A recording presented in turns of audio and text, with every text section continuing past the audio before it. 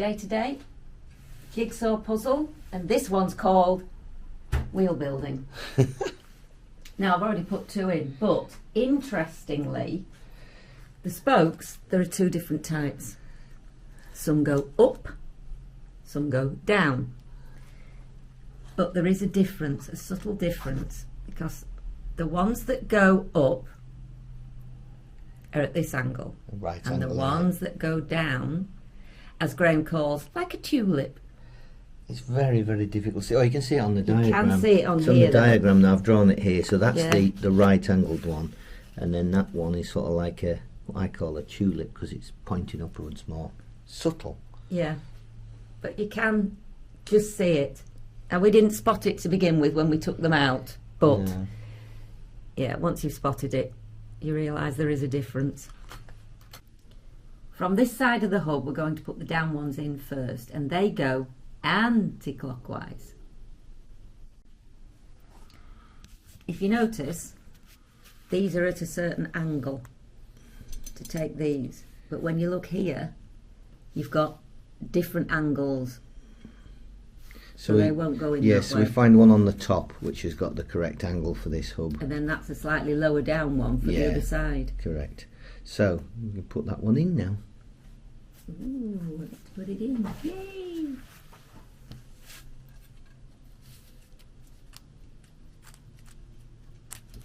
Right, so these work on a 5 and 7 system.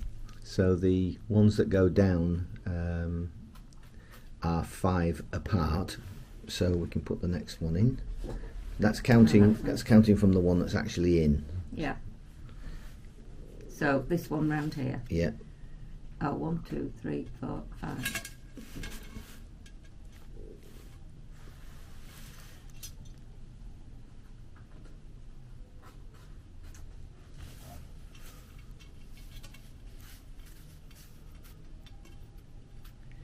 And so on and so forth till they're all in. So if you want to do that. Okay, so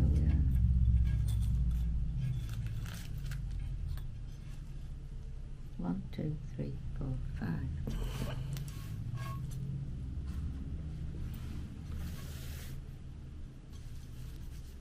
Might as well all go off and have a cup of tea at this point. Yeah, I'm going to do that. Bye. Right. So isn't that pretty? Now we're going to start putting an up in, just to tighten it up, straighten it up. Difficulty, let's go that way. And then these are counted in 7s. So well, it's only the this start being the one of 7. Yeah, first so, one. yeah. 1, 7. So we're over here.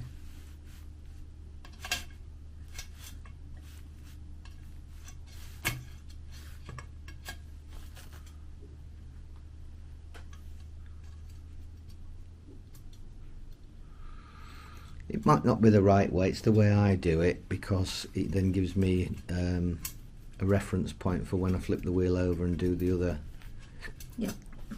downies.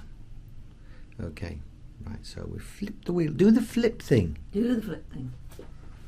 I'd hold the hub as well. No, it's alright. Yeah. Not so bad on these little wheels, but a big one might be a bit... Okay, so we start on this side now. Well, we have the thoughtfulness to take a picture of the wheel when we were dismantling it. It's a pretty clear picture, and we're just going to reconstruct it now. So yeah, we've got another of these downies, and this is going to come into this one here, and that looks right on there as well, on the little angle thing. So we just follow the same 5 pattern on this side now. So off you go, my dear, in this condescending tone. Don't you condescend with me. I have a spice. Now a lot of people will actually put all the spokes in first, but I always found it so hard. So unfortunately, this is probably not the way to do it. These ones that go down, this we can't get this spoke past now, so I'm going to have to actually remove this one just temporarily. We'll just remove this one for a short while and then put it back in again once that's flipped over the top.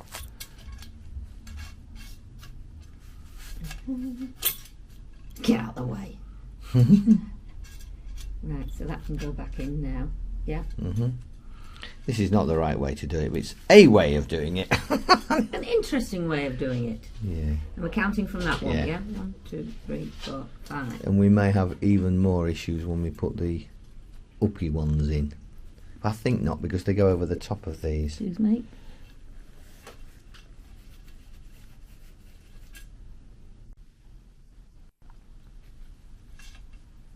Right, this is an uppy. Oh, there we go. And we're going to count 7 for these. Just for this one? Just for this one. The first one is 7 from that one. 1, 2, 3, 4, 5, 6, 7. Yep. Yep. And then 5 round from each of those. Yep. So, next one.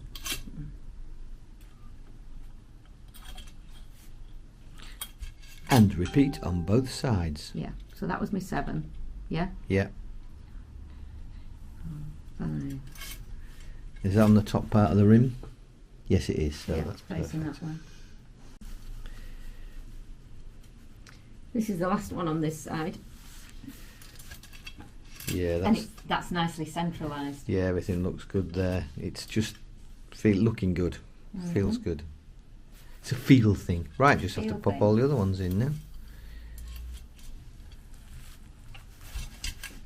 And we start again on this side. Yeah, we've already got an uppy that one, so that's the reference one.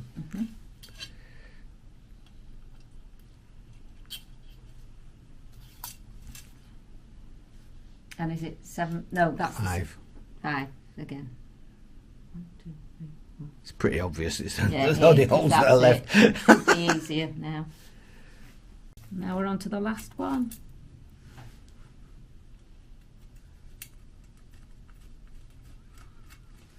Right, so the next thing to do is just to put them all so that they're all level at the end. They're just finger tight, and then we'll go and spin it and see how accurate or not it is. Just tightened all the nipples up so that they're in the socket, and these don't rattle anymore. Well, maybe an odd one. This needs a little more tightening. Still rattling. Oh.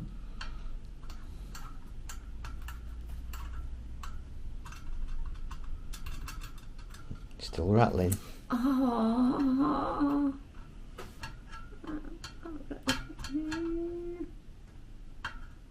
It's just magnetic, it's going everywhere. There. Right. Dull sound. Just like your head. Oh, I was going to say that. I know. Got him first. Yeah. Right. Okay. I'll take that away, and I'm just going to do a quick run up on the jig, which I've got to modify because these wheels are so small, and just see how far out of true it is. I find with the Honda wheels, once you lace them properly, they just feel right, and when you get them in the jig, they're not far out. They really aren't. Not like a bicycle one; they can be all over the place. But I don't think this will be very far out from true, even just at this stage. We just needs the final stages.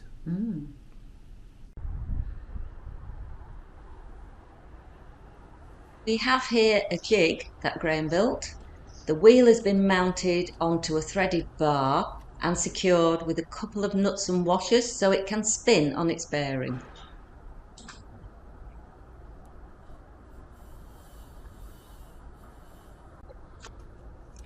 This is an adjustable guide rod to check for side-to-side movement, as well as any peaks and troughs in the rim.